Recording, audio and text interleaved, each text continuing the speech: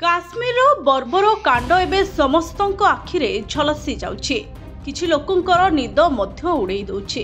रातिरे शोइले हो बा सकाळे उठिले समस्तक मनरे दिशि जाउछि काश्मीर सेही दृश्य। तेबे ताहाको नजर रखी मास्टर कैंटीन ठारे अभिनेता सब्यसाची मिश्र स्माइल प्लीज उद्यम रे काश्मीर बर्बर कांडर भर्साना रे एक पथ प्रांत नाटक आयोजित करथिले। एनसीसी रो 600 रु ऊर्ध्व कैडेट एही नाटक रे अंशग्रहण करथिले। नाटकर संलाप काश्मीर घटनार नाटकीय पुनरावृत्ति एवं सब्यसाची कविता आवृत्ति दुख कष्ट भितरे मध्य जातीय एकतार आवश्यकता को स्पष्ट भाव में व्याख्या करथिले। पथ प्रांत नाटक रे आर्मी फोर्स रो मनोबल को दृढ़ करने को एवं भारतर एकता पई एवं मृत आतंक परिवार पई प्रार्थना करा जायथला।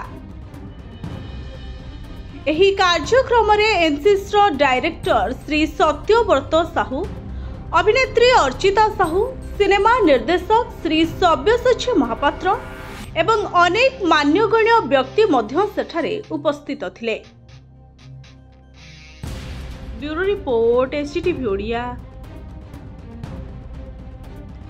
काश्मीर बर्बर कांड एवं समस्त आखिरे झलसी जाउछि। किछि लोकंकर निद मध्य उड़ेई दउछि।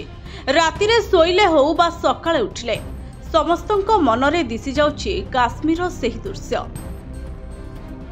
तेबे ताहाको नजर रखी मास्टर कैंटीन ठारे अभिनेता सब्यसाची मिश्र स्माइल प्लीज उद्यम रे काश्मीर बर्बर कांडर भर्साना रे एक पथ प्रांत नाटक आयोजित करथिले। एनसीसी रो 600 रु ऊर्ध्व कैडेट एही नाटक रे अंशग्रहण करथिले।